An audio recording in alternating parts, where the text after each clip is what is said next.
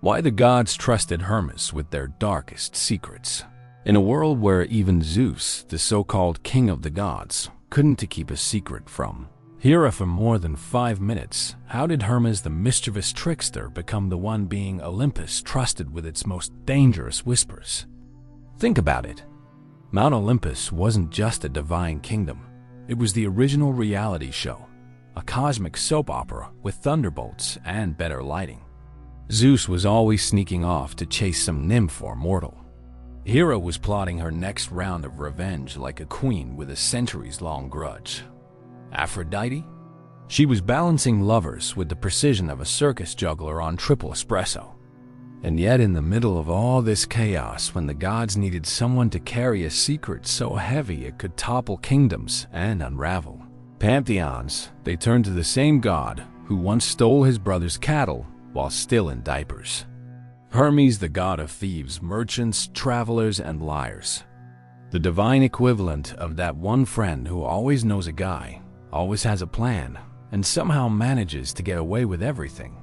So how did that happen? Let's rewind the myth clock. Picture it, the dawn of Olympus, when the world was still raw and strange, when mortals feared the night and the gods were still carving out their reputations. Enter baby Hermes. He wasn't even a day old when he decided to pull off his first heist. Most newborns sleep. Hermes? He slipped out of his cradle, toddled out of the cave, and made straight for Apollo's sacred herd of cattle. Now, Apollo was no small-time god.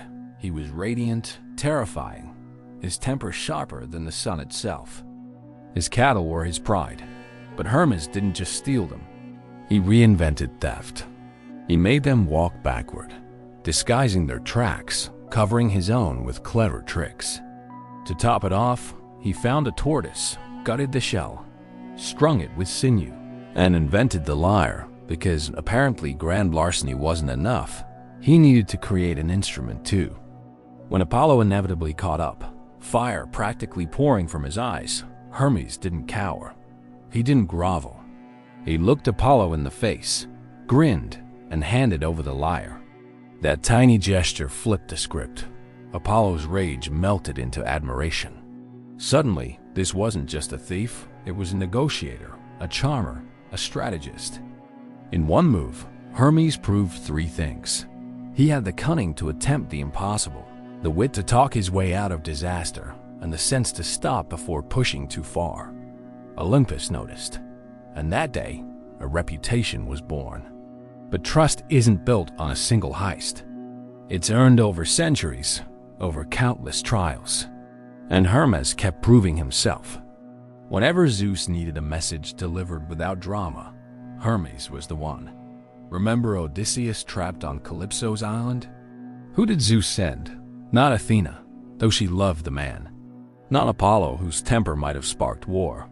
He sent Hermes, because Hermes didn't embellish. He didn't twist the message to suit himself. He delivered exactly what was said, no more, no less. A rare thing in a world of gods who loved gossip almost as much as mortals do. When Persephone had to return to her mother each spring, Hermes was the one who guided her out of the underworld. He didn't linger. He didn't meddle. He simply did the job with a precision that made both Demeter and Hades nod in reluctant respect. And then there were the times when lives and legends turned on his intervention. Perseus, standing at the edge of doom, ready to face Medusa. Who gave him the winged sandals and the shining blade? Hermes. Odysseus, trapped in Circe's hall, about to become a pig like his men. Who whispered the secret herb that kept him human? Hermes again. He didn't wait for applause. He didn't demand temples or sacrifices. He moved on, as silent as the wind he rode. That track record made him indispensable. When Olympus hit crisis mode, when whispers of disaster started slithering through the halls, they didn't turn to the war gods or the wisdom keepers. They turned to Hermes. But carrying messages wasn't the only reason Hermes earned divine trust. Olympus ran on oaths. Promises were the currency of the gods, and someone had to keep those promises binding. When Hades swore to share Persephone with Demeter, Hermes stood as witness. When Ares promised to retreat from a battle he couldn't win, Hermes was the one who made sure the words stuck. His presence turned empty vows into law.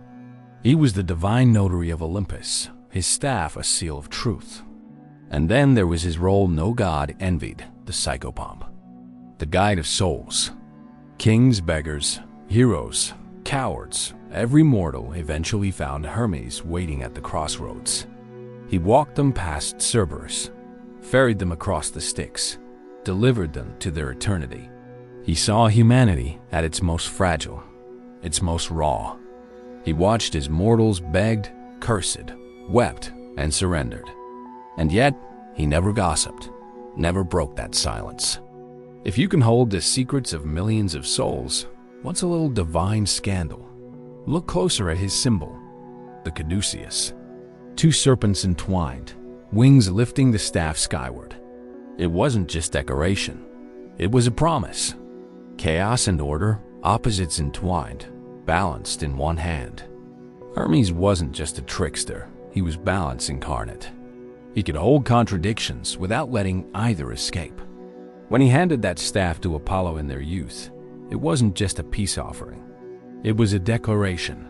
I can carry what you can't. I can hold opposites and keep them whole.